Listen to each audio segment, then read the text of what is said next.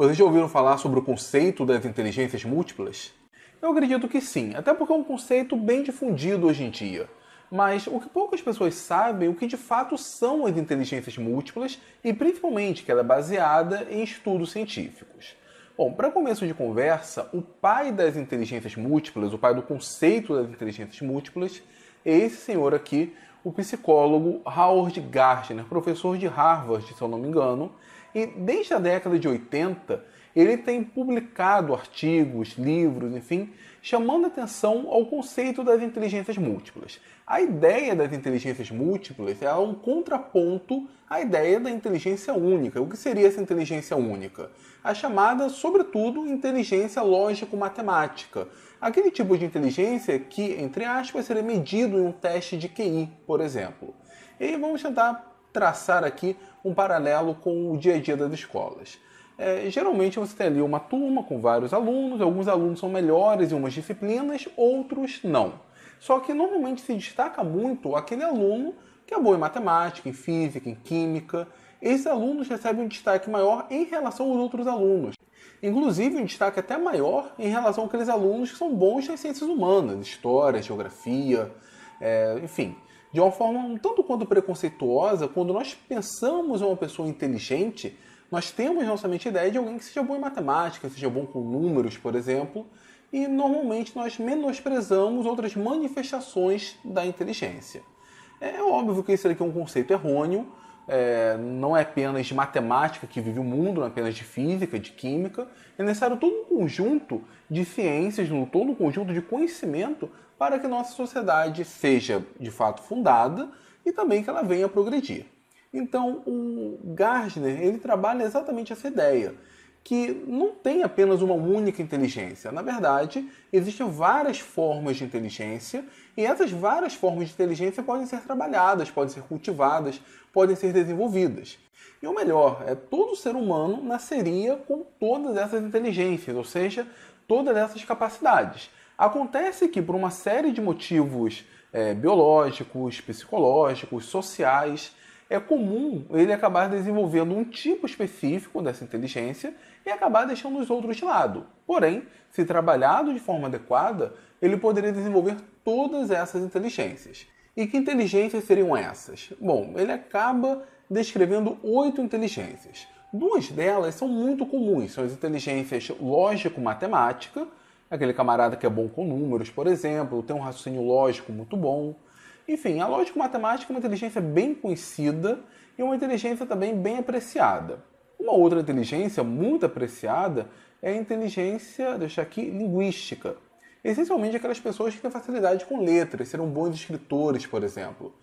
Se a gente pensa na inteligência lógico-matemática, temos grandes nomes como Newton, Einstein, uma série de cientistas associados à lógico-matemática. Enfim, nomes não faltam.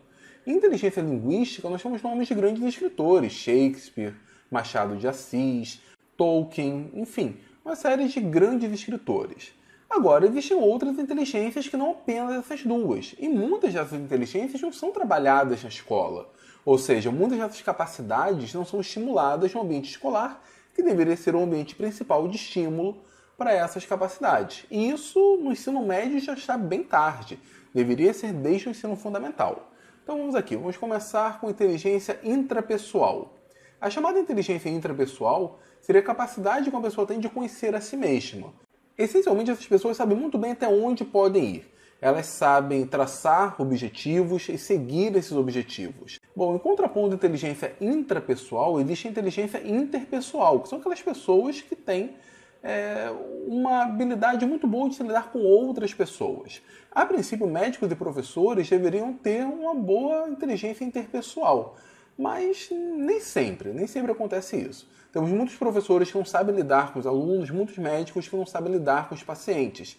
Mas psicólogos, por exemplo, aquele amigo mais sensível que demonstra empatia, ele demonstra inteligência interpessoal. Aquele aluno, por exemplo, que vê o colega que está se dando mal em uma determinada matéria e tenta ajudá-lo, então tenta procurar pessoas para ajudá-lo, é uma demonstração de inteligência interpessoal.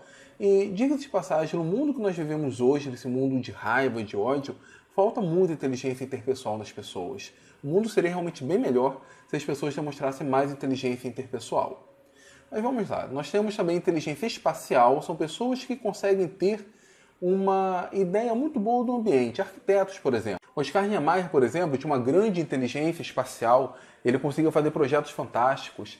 Pessoas que trabalham com design de interior, por exemplo, têm uma grande inteligência espacial, ou seja, consegue ver um ambiente, ele já consegue projetar objetos, construções, cômodos, móveis, enfim, consegue dar vida ao ambiente.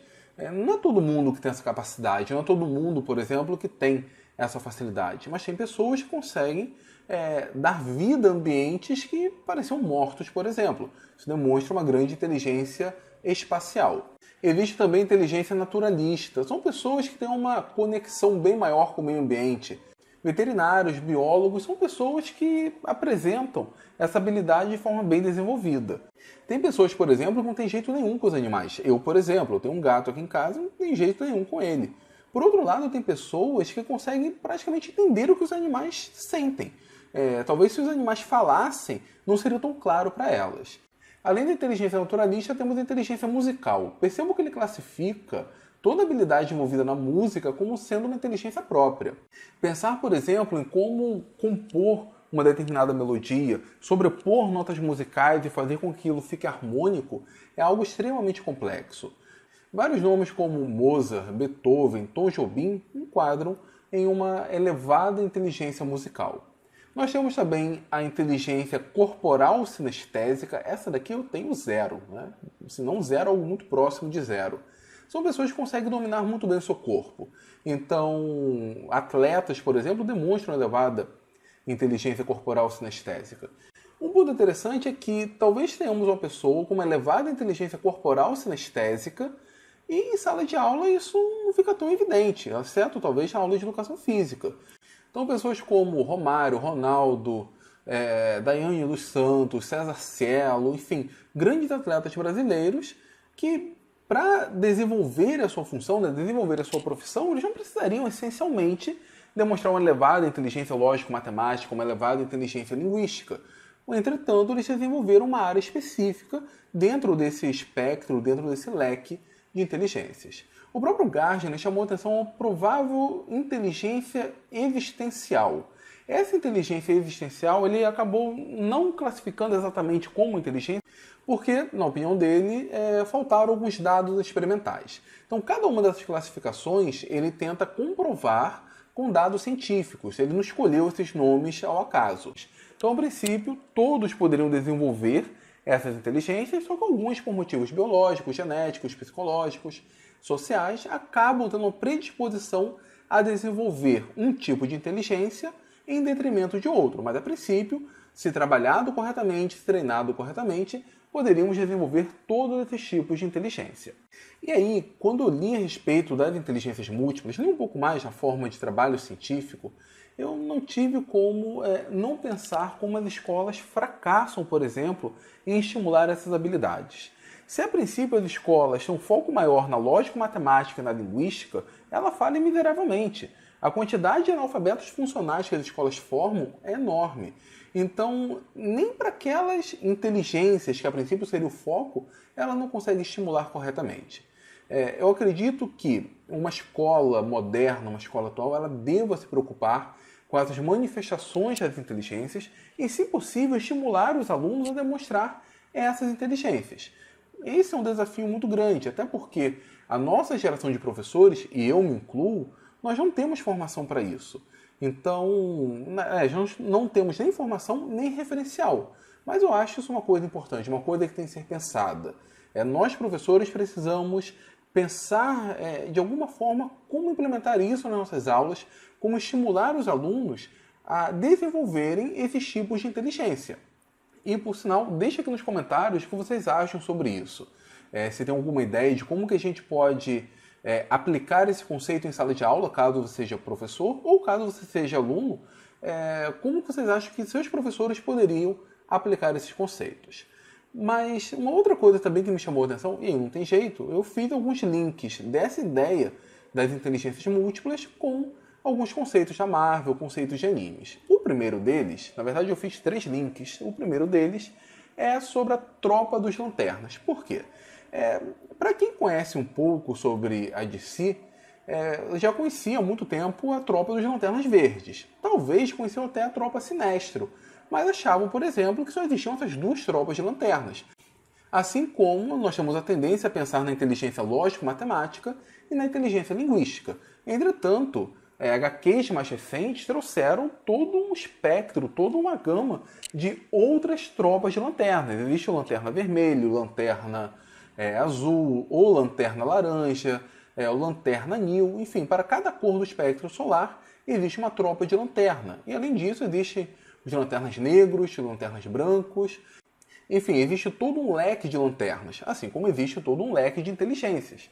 Então, assim como eu fiquei surpreso quando descobri que tinham outros lanternas, além do Lanterna Verde, ou dos Lanternas Verdes, e da Tropa Sinestro, os Lanternas Amarelos, eu também fiquei surpreso quando vi todos esses outros tipos de inteligência classificados por métodos científicos. Então esse foi o primeiro link. O segundo link foi com as joias do infinito. Mas como assim? Na verdade, se qualquer personagem dentro do universo Marvel dominar uma joia do infinito, ele domina um poder muito elevado. Então, fazendo um paralelo, se uma pessoa domina um tipo de inteligência, domina a inteligência lógico-matemática, domina a inteligência linguística, ela pode se destacar muito. O caso, por exemplo, de Newton, Einstein, Machado de Assis, Beethoven, enfim, pessoas que dominaram com excelente maestria uma determinada inteligência. Agora, imaginem que um determinado personagem da Marvel domine mais de uma joia do infinito. Ele tem um domínio sobre 2 joias, sobre 3 joias. A sua capacidade vai aumentar muito, o seu poder vai aumentar muito. Assim como uma pessoa que domina um determinado tipo de inteligência com maestria pode se destacar, ela com certeza pode se destacar muito mais se ela dominar outros tipos de inteligência. Então, por isso, o incentivo aos outros tipos de inteligência. Não apenas aquele o qual ela é mais forte, mas também que ela tenha ganchos, que ela tenha possibilidades para desenvolver as outras inteligências. E o terceiro link, esse eu acho que faz mais sentido, é quanto às naturezas de chakra de Naruto. Dentro de Naruto nós temos as várias naturezas do chakra, o fogo, o vento, o relâmpago, a terra, a água, e a princípio o Shinobi ele tem facilidade com um determinado elemento. Entretanto, se ele treinar de forma adequada, ele consegue dominar outro elemento, ou consegue dominar vários elementos. O exemplo foi com o Sasuke. O Sasuke, por fazer parte do clã Uchiha, originalmente ele domina o fogo. Entretanto, com o treinamento adequado do Kakashi, ele passou a dominar, além do fogo, o relâmpago, tornando-se muito mais forte. A mesma ideia das inteligências múltiplas. Você tem uma predisposição a um determinado tipo de inteligência, mas com o estímulo adequado, você pode desenvolver outras inteligências. E com isso, aumentar a sua capacidade de compreender o mundo, de influenciar na sociedade, tornar-se um profissional melhor. Bom, pessoal, era isso que eu queria falar com vocês. Eu espero que tenham gostado do vídeo. E se vocês gostaram do vídeo, mostrarem isso através de likes, de compartilhamento. Se esse vídeo tiver um bom número de visualizações, eu pretendo iniciar uma nova série aqui no canal, onde eu vou escolher vários personagens dentro de animes, da DC, da Marvel, que, na minha opinião, demonstram um certo tipo de inteligência, uma inteligência específica, e comentar aqui com vocês. Por exemplo, o personagem A, B e C demonstram um certo tipo de inteligência intrapessoal, por exemplo. Que personagens seriam esses e como que eles demonstram esse tipo de inteligência? Então, se esse vídeo aqui tiver um bom número de visualizações, um bom número de compartilhamento, e se vocês quiserem, deixando aqui nos comentários, eu vou iniciar então essa série fazendo a relação entre as inteligências múltiplas e os personagens Marvel, DC, anime, filmes, enfim, cultura em geral. Tá ok? Então, se gostaram, deixa aqui nos comentários, dê o seu like e não se esqueçam de se inscrever na Universidade da Química e ativarem as notificações.